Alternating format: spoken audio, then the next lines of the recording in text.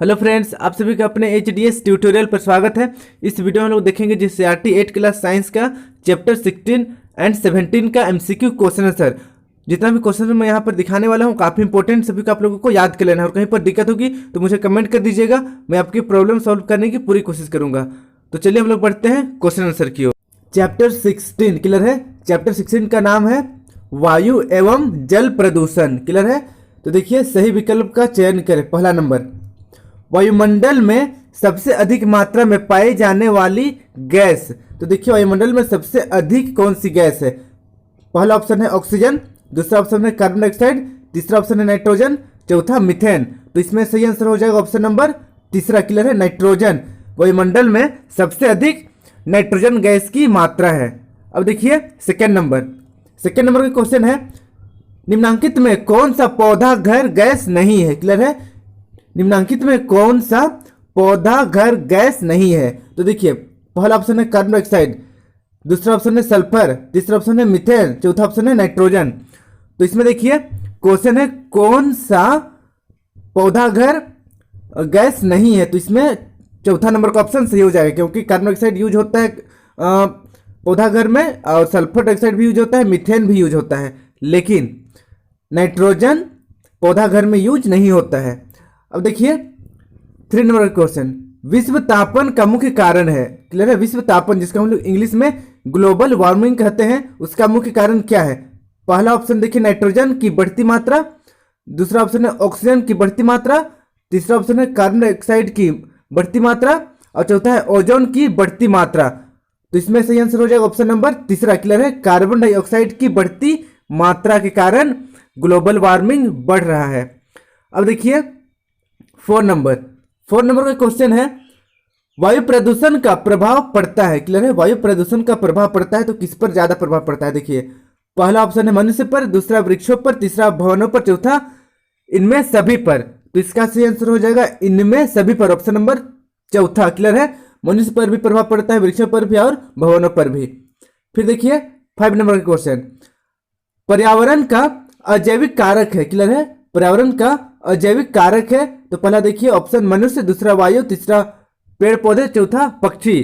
तो देखिए अजैविक मतलब वैसे प्राकृतिक वस्तु जो जीवित नहीं है, तो इसका सही आंसर हो जाएगा ऑप्शन नंबर दूसरा। क्लियर है, वायु अजैविक कारक है। अब चलिए हम लोग देखते हैं 6 नंबर, अम्ल वर्षा के मुख्य अवयव हैं। क्लियर है, देखिए अम्ल वर्षा जिसको एसिड रेन कहा जाता है, एसिड रेन के मुख्य कंपोनेंट कौन कौन है।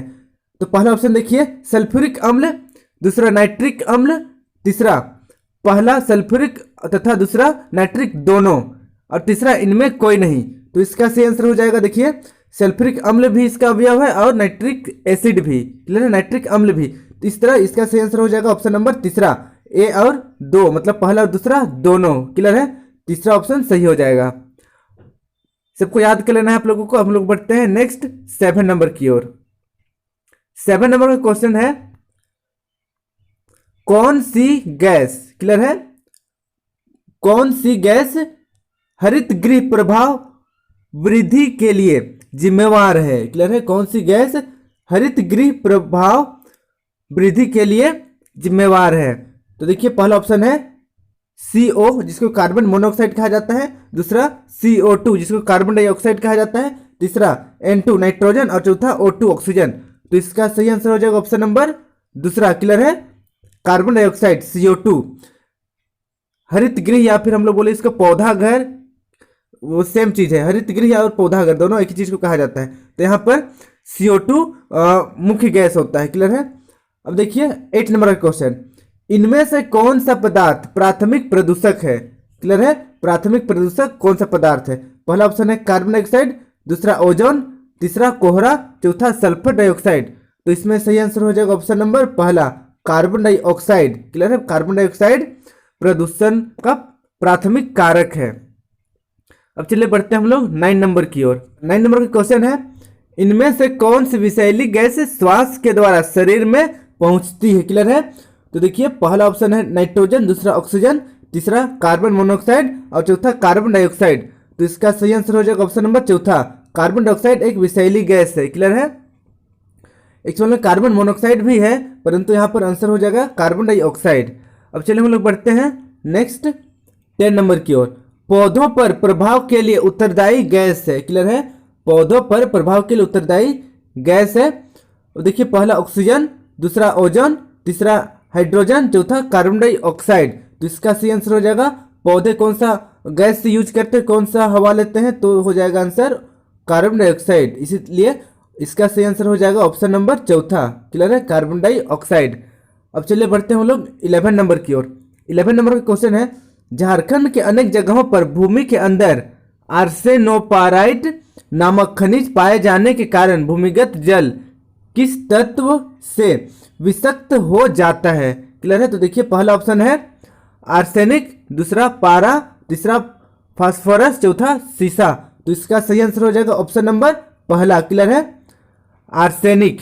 अब चलिए हम लोग बढ़ते हैं नेक्स्ट 12 नंबर का क्वेश्चन है, जल को प्रदूषित करने वाले पदार्थ कहलाते हैं, क्लियर है, जल को प्रदूषित करने वाले पदार्थ क्या कहलाते हैं। तो देखिए पहला ऑप्शन है चूसक, दूसरा ऑप्शन है चूरन, तीसरा ऑप्शन है प्रचूसक और चौथा ऑप्शन है प्रदूषक, क्लियर है। तो यहाँ पर सही आंसर हो जाएगा ऑप्शन नंबर चौथा, क्लियर है, प्रदूषक। इसे याद कर लेना है।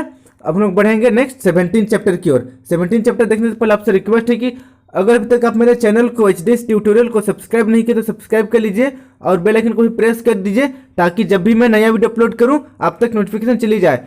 और वीडियो अच्छी लगे तो वीडियो को लाइक कर दीजिए और अपने दोस्तों के साथ, अपने क्लासमेट्स के साथ वीडियो को जरूर शेयर करें ताकि वे भी परीक्षा का अच्छी तरीके से तैयारी कर सके। तो चलिए बढ़ते हैं हम लोग 17 चैप्टर की ओर।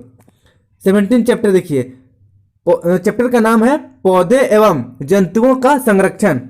सही विकल्प का चयन करें। पहला नंबर देखिए, आपका एग्जाम में बिल्कुल इसी तरीके से क्वेश्चन आने वाला है, क्लियर है ना। तो जितना भी एमसीक्यू क्वेश्चन है, वैकल्पिक क्वेश्चन है, अच्छी तरीके से सबको याद कर लेना है।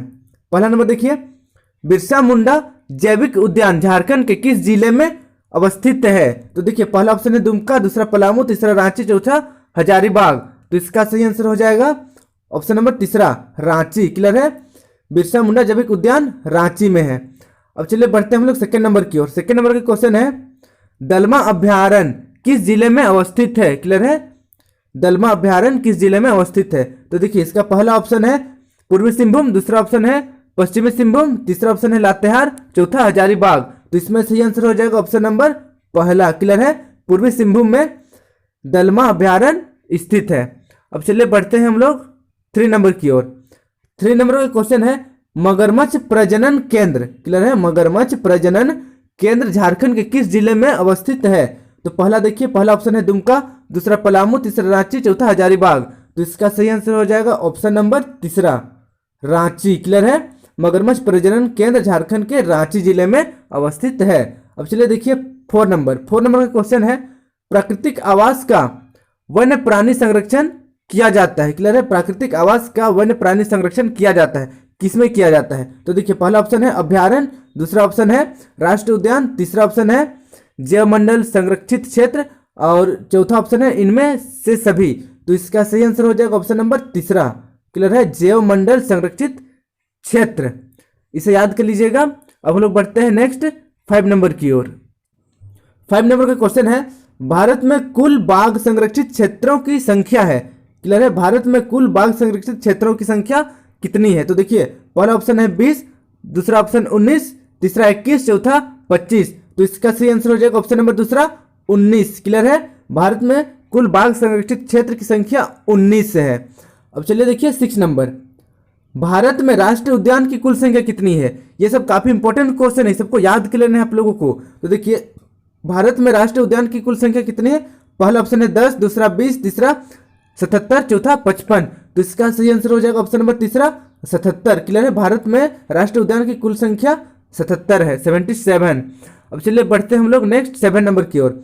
7 नंबर का क्वेश्चन है, भारत में प्रोजेक्ट टाइगर शुरू किया गया, क्लियर है, भारत में प्रोजेक्ट टाइगर कब शुरू किया गया। तो देखिए पहला ऑप्शन है 1990, दूसरा ऑप्शन है 1972 से 73, तीसरा ऑप्शन है 2007 से 2008 और चौथा ऑप्शन है शुरू नहीं हुआ। तो इसका सही आंसर हो जाएगा ऑप्शन नंबर दूसरा, क्लियर है, 1972 से 1973।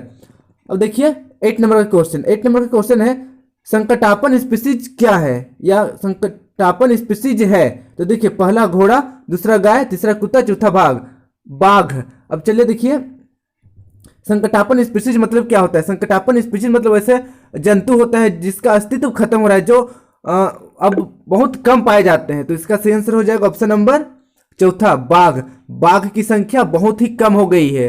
क्लियर है? इसलिए बाघ को संकटापन स्पीसीज में रखा गया है, मतलब वैसा जंतु जो समाप्त होने की स्थिति में है, जैसे डायनासोर पूरा समाप्त हो गया है। क्लियर है? अगर हम लोग बाघ को सुरक्षित नहीं करेंगे तो एक दिन डायनासोर की तरह बाघ भी मतलब गायब हो जाएंगे।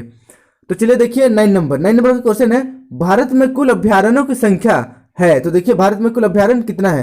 पहला ऑप्शन है 420, दूसरा ऑप्शन है 421, तीसरा ऑप्शन है 425, चौथा ऑप्शन है 426। तो इसका सही आंसर हो जाएगा ऑप्शन नंबर दूसरा। क्लियर है? ऑप्शन नंबर दूसरा में है 421। इस तरह भारत में कुल अभ्यारण्यों की संख्या 421 है, इसे याद कर लेना है। अब चलिए बढ़ते हैं हम लोग 10 नंबर की ओर। 10 नंबर का क्वेश्चन है, वह क्षेत्र जिसमें जंतु अपने प्राकृतिक आवास में सुरक्षित हैं कहलाते हैं। क्लियर है? तो ये क्या कहलाते हैं? पहला ऑप्शन देखिए अभ्यारण्य, दूसरा राष्ट्रीय उद्यान, तीसरा चिड़ियाघर, चौथा इनमें कोई नहीं। तो इसका सही आंसर हो जाएगा अभ्यारण्य। क्लियर है? वह क्षेत्र जिसमें जंतु अपने प्राकृतिक आवास में सुरक्षित रहते हैं अभ्यारण्य कहलाता है। क्लियर है? देखिए 11 नंबर का क्वेश्चन है, जंतु जिनकी संख्या एक निर्धारित स्तर से कम होती जा रही है तथा वे विलुप्त हो सकते हैं कहलाते हैं। तो देखिए पहला ऑप्शन है वन्य प्राणी, दूसरा पालतू जानवर, तीसरा संकटापन जंतु और चौथा इनमें कोई नहीं। क्लियर है? तो इसका सही आंसर हो जाएगा ऑप्शन नंबर तीसरा संकटापन जंतु, या फिर संकटापन जंतु को ही हम लोग ऊपर देखे थे संकटापन स्पीसीज। क्लियर है? यहाँ पर देखिए संकटापन स्पीसीज और संकटापन जंतु दोनों एक ही चीज को कहा जाता है। तो इस तरह 3 नंबर का आंसर हो गया। अब चलिए बढ़ते हैं हम लोग 12 नंबर की ओर। 12 नंबर का क्वेश्चन है, बेतला राष्ट्रीय उद्यान झारखंड राज्य के किस जिले में स्थित है। क्लियर है? बेतला राष्ट्रीय उद्यान। तो देखिए पहला ऑप्शन है चतरा, दूसरा हजारीबाग, तीसरा रांची, चौथा पलामू। तो इसका सही आंसर हो जाएगा ऑप्शन नंबर चौथा पलामू। ये सब जीके का भी क्वेश्चन है, याद कर लेना है आप लोगों को, काफी इंपॉर्टेंट क्वेश्चन है। अब चलिए देखिए 13 नंबर का क्वेश्चन, झारखंड के किस जिले में बाघों के लिए संरक्षित वन स्थित है। क्लियर है? झारखंड के किस जिले में बाघों के लिए संरक्षित वन स्थित है। पहला ऑप्शन है हजारीबाग, दूसरा लातेहार, तीसरा रांची, चौथा गुमला। तो इसका सही आंसर हो जाएगा ऑप्शन नंबर दूसरा लातेहार। क्लियर है? लातेहार में बाघों के लिए संरक्षित क्षेत्र है। अब चलिए बढ़ते हैं हम लोग 14 नंबर की ओर।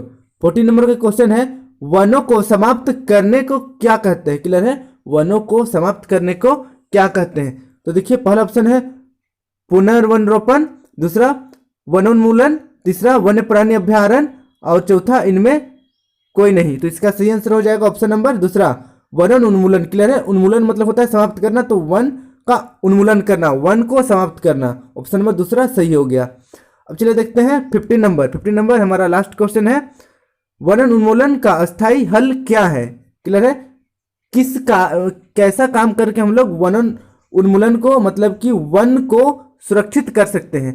तो देखिए पहला ऑप्शन है पुनर्चक्रण, दूसरा मरुस्थलीकरण, तीसरा जंतु संरक्षण और चौथा है पुनर्वनरोपण। तो इसका सही आंसर हो जाएगा ऑप्शन नंबर चौथा। क्लियर है? ऑप्शन नंबर चौथा पुनर्वनरोपण। तो इस तरह हम लोग इस वीडियो में जेसीईआरटी 8 क्लास साइंस का चैप्टर 16 एंड 17 का एमसीक्यू देखें। सभी एमसीक्यू काफी इंपॉर्टेंट है, आप लोग सभी को याद कर लेना है। आई होप आपको वीडियो पसंद आया होगा। Thank you for watching my video.